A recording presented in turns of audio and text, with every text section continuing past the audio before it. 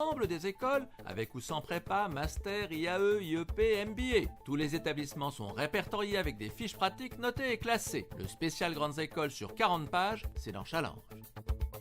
Radio Classique. Radio Classique, l'invité de l'économie. Il est 7h50 sur Radio Classique, l'invité de l'économie ce matin, le président de HP France. Bonjour Gérald Karsanti. Bonjour. Je le disais, vous avez donc signé avec 52 autres dirigeants de filiales françaises de grands groupes étrangers installés en France, une tribune qui fait la une des Échos ce matin, cri d'alarme des entreprises étrangères sur l'attractivité de notre pays.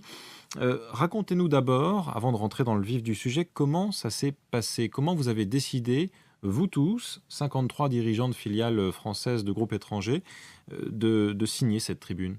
Alors d'abord, on fait partie d'un groupe de réflexion, d'un think tank, on va dire, pour être dans l'actualité. On se réunit régulièrement et on réfléchit à ce qu'il faut faire en France pour rendre notre pays plus attractif.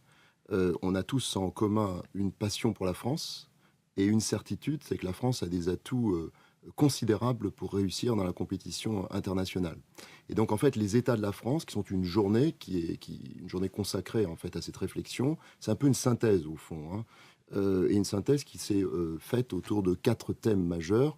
C'est que faut-il faire en termes d'économie, en termes de social, en termes de fiscalité et d'innovation, qui est un peu le rassemblement de tout ça, pour que la France retrouve des couleurs. Ce que vous dites dans cette tribune avec vos collègues, Gérald Karsanti, c'est qu'il ne faudrait pas se laisser aller au déclinisme, en fait, et à l'autoflagellation, qui est une maladie bien française. Voilà, nous, on est absolument convaincus que parfois, les pires ambassadeurs de la France sont parfois les Français. Donc, nous-mêmes, on est très, très vigilants à ça.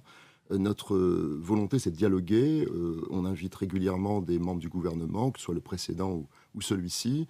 On a une réelle écoute, on dialogue, on échange, on n'est pas d'accord. Ils vous écoutent, tout. mais est-ce qu'ils vous entendent? C'est ça la question. Je pense qu'ils nous entendent, parce que comme ça a été dit dans l'éditorial précédent, où c'est un éditorial qui synthétisait bien en fait notre point de vue, nous représentons quelque chose sur le plan économique.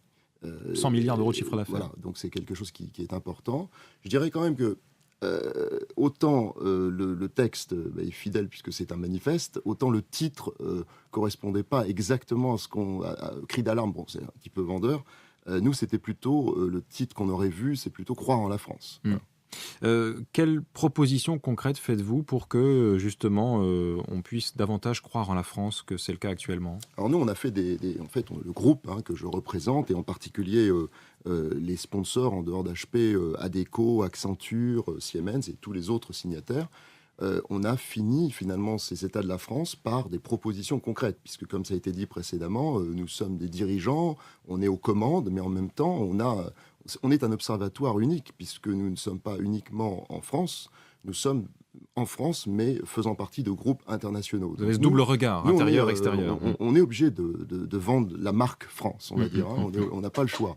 Et c'est vrai que ça devient, c'est un peu plus compliqué aujourd'hui qu'avant, pour tout un tas de raisons. Alors, on a fait des propositions concrètes, des propositions en matière sur le plan social, déjà, où on pense qu'il faut alléger les procédures de consultation, en regroupant les différentes instances représentatives, et puis en encadrant un certain nombre de procédures, les coûts d'expertise, par exemple. On pense que c'est très complexe, que c'est nécessaire. On pense tous que le fait d'avoir des représentants du personnel en France et dans les entreprises est un atout.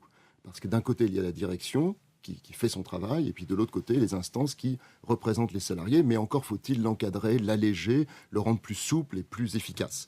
Ensuite, on pense qu'il faut alléger la partie pénale associée finalement à la direction d'entreprise, parce que par exemple le délit d'entrave est de notre point de vue extrêmement pénalisant pour avancer positivement dans le dialogue. On explique ce que c'est que le délit d'entrave pour un... Le délit d'entrave, c'est par exemple typiquement quand vous pouvez par exemple annoncer quelque chose, un changement, une réorganisation, peu importe, à des salariés par exemple, avant d'être passé par les représentants du personnel. Alors je pense que il n'y a pas un seul patron qui est signataire de cette charte qui a en tête... n'a pas été confronté à ça, ouais. Oui, puis qui n'a pas en tête d'informer les représentants du personnel en premier lieu. Mais des fois, c'est un peu exploité pour avoir des rapports de force, et je pense qu'il vaut mieux avoir quelque chose de plus équilibré, on va dire. Ensuite, on a tout un ensemble de propositions dans le domaine fiscal, où là, évidemment, ça a été dit déjà juste avant dans l'éditorial, je pense qu'il nous faut un environnement fiscal stable qui soit, on va dire, attractif pour les investisseurs étrangers qui sont nos maisons mères. Vous réclamez d'ailleurs pas forcément une baisse massive des charges, juste une visibilité en fait, une stabilité dans le temps sur la fiscalité en France. Voilà, il y a tout un ensemble il y a une technicité derrière, des choses à faire pour que notre système fiscal soit plus efficace, mais il faut le faire. Parce qu'aujourd'hui, la visibilité qu'on a, ou le regard qu'on porte sur la France, c'est qu'on est un des pays les plus taxés, ce qui d'ailleurs est le cas. Alors, pour autant, je dois dire qu'on on salue toutes les initiatives qui ont été entreprises par le gouvernement, et il y en a beaucoup. Je citerai les 34 plans lancés par le ministère d'Arnaud Montebourg. Je citerai le Pacte national de la croissance, la compétitivité et l'emploi, pour lequel nous avons salué ces initiatives. On avait salué précédemment le rapport Gallois, qui a beaucoup apporté. Mais il faut persévérer, il faut encore aller plus loin. Mais il faut aller plus loin. Et hier en particulier, il y avait on a parlé de la marque France et de l'initiative Marque France avec une très bonne intervention. Et je pense que ça, c'est des choses qui sont extrêmement encourageantes pour nous. Bon, vous travaillez pour Arnaud Montebourg finalement, promoteur de la marque France. On veut apporter un regard parce que nous, on travaille pour la France. Nous, on aime notre pays, on est très fiers. On n'est pas à l'extérieur en train de regarder la France, on est en France en train d'agir tous les jours. Et c'est vrai qu'on souffre quand on voit qu'on pourrait aller plus vite et faire des choses plus efficaces, on va dire. Merci beaucoup Gérald Karsanti, président de HP France, signataire donc de cet appel en une des Échos pour renforcer l'attractivité de notre pays, invité de l'économie ce matin de Radio Classique.